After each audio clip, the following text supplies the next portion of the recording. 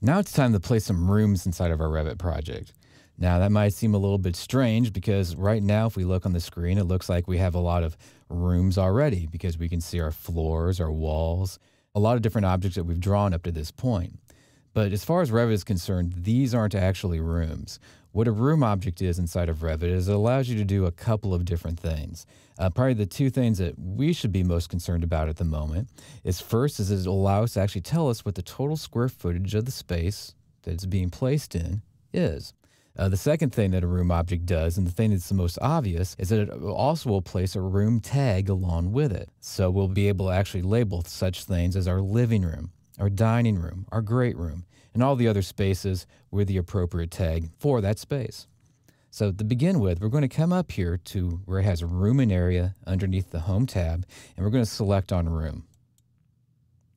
Now, some of the work that we did very early in this project is about ready to pay off for us. Early on, we entered in some project information, and part of that project information was room information, which included room names and room numbers. And you can see all those room names and room numbers now on this room pull-down list.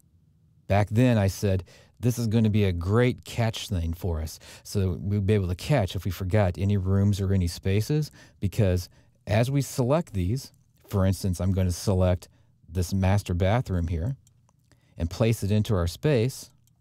Not only is it going to tell us this is the master bathroom, this is the number of it, but it's even going to remove it from the list. So we'll know if there's anything still left when we have all of our different spaces filled in with rooms, that there still needs to be another space that we need to draw inside of this project. Let's keep filling in these spaces. I'm going to come up here to pantry. I'm just going to fill in our pantry here. I know that I have a closet right next to these rooms. Since this closet leads to the bedroom, I'll go ahead and put the bedroom in. And you can see how the tag automatically gets dropped in. We have a great room here. So I'm going to move over here and click on great room, and it ends up filling in the dining room and the kitchen area as well.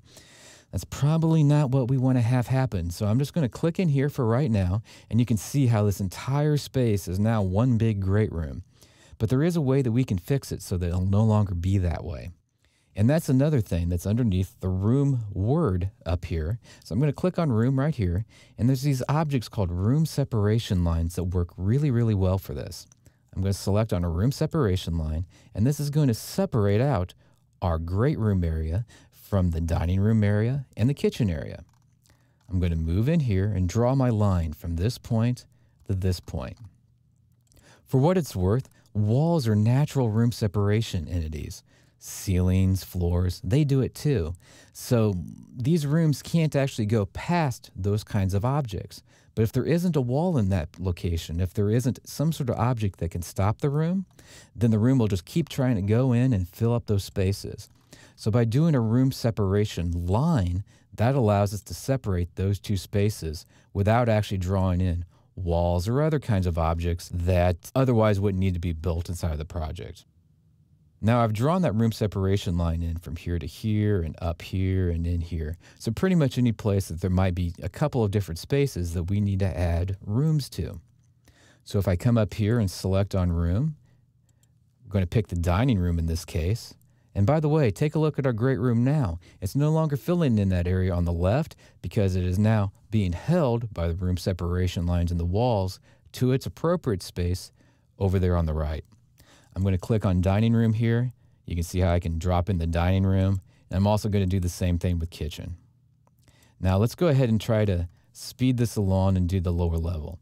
By the way, you can see we have a big white area right here. This isn't actually a room. What this is this is an area in the house where you're going to have your plumbing, your HVAC, that sort of thing coming up through. It's not a real room. It's just a space between your walls. So I'm going to come down into the basement area next and start to fill in these rooms. So come back up here to your room command and come to your pull down list here. We're going to pick living room next, bedroom 2, the closet. There's a utility room here, lower level bath, as well as a storage area. So by setting up these rooms, this gives us the ability to very quickly and easily place these rooms in, have these areas have tags associated with them, and one other feature.